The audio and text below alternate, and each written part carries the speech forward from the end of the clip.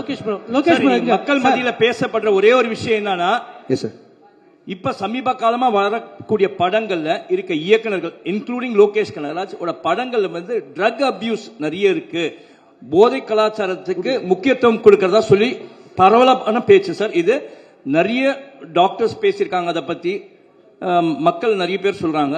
இதை பத்தி உங்களோட கருத்து என்ன?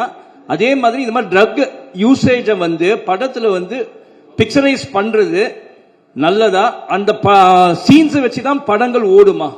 ஓகே சார், நான் எனக்கு ஒரு 2 நிமிஷம் கொடுத்தீங்கன்னா நான் எக்ஸ்பிளைன் பண்ண ட்ரை பண்ணுறேன் சார். ஏன்னா இது ரொம்ப நாளாக அந்த அலிகேஷன் சொல்லிட்டு இருக்காங்க சார். நீங்கள் சொல்கிற பாயிண்ட் எனக்கு வேலிடாக புரிஞ்சிச்சு. அதுவும் இப்போது சொசைட்டியில் நடக்கிற எல்லா விஷயத்தையும் பார்த்தா அது இருக்க மாதிரி. பட் ஆனால் நல்லா நோட் பண்ணி பாருங்கள் சார், நான் பண்ண எல்லா படங்கள்லையுமே ட்ரக்கு வந்து இப்படி எடுத்துக்கிட்டால் இந்த மாதிரி ஆயிடலாம், சந்தோஷமாக இருக்கலாம் அப்படின்னு நான் சொல்கிறேன்னா எங்கேயுமே நான் சொல்ல சார்.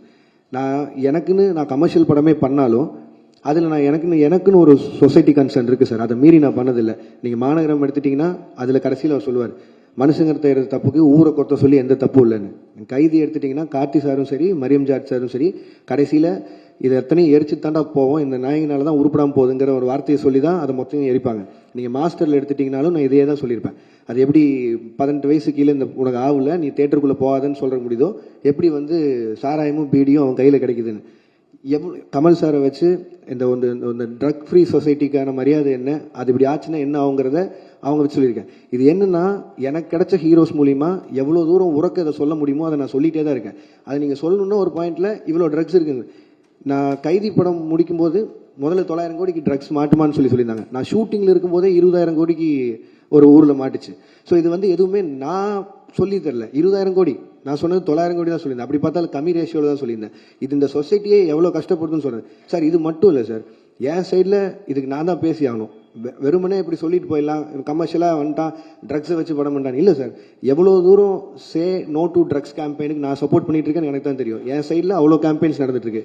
ஒவ்வொரு காலேஜாக போய் இது ப்ரொபகண்டா மாதிரியே பண்ணிட்டு இருக்கேன். ஒரு 15,000 ஸ்டூடெண்ட்ஸை ட்ரக்ஸை தொட மாட்டேன்னு பிளட்ஜ் எடுக்க வச்சிருக்கேன். கோயம்புத்தூர் கமிஷனர்கிட்ட சே நோ டு ட்ரக்ஸ்ன்னு சொல்லி அந்த தலைப்பில் ஷார்ட் ஃபிலிம்ஸ் பண்ண வச்சு கோயம்புத்தூர் இருக்க எல்லா காலேஜையும் மொத்தமாக வச்சு ஒரு 60 ஷார்ட் ஃபிலிம்ஸ் வந்து அதில் யார் ஃபஸ்ட்டு வராங்களோ அவனை என் அசிஸ்டண்ட்டாக சேர்த்துறேன்னு சொல்லியிருக்கேன். அவன் தான் இப்போ என் அசிஸ்டன்ட். ஸோ இது எல்லாமே என் சைட்லேருந்து நான் பண்ணிட்டு இருக்கேன் சார். இது வெறும் ஜஸ்ட் ஒரு சினிமாக்காக பண்ணணும் இல்லை, இது சொல்லணுன்னு இருந்தது சொன்னேன். அண்ட் இப்போ நான் சொல்கிறேன், பெரிய ஹீரோஸை வச்சு சே நோ டு ட்ரக்ஸ்ன்னு சொல்கிறது அது ஒரு கன்சர்ன். அது நான் சொல்லி தான் ஆகணும்னு நினச்சிருக்கேன்.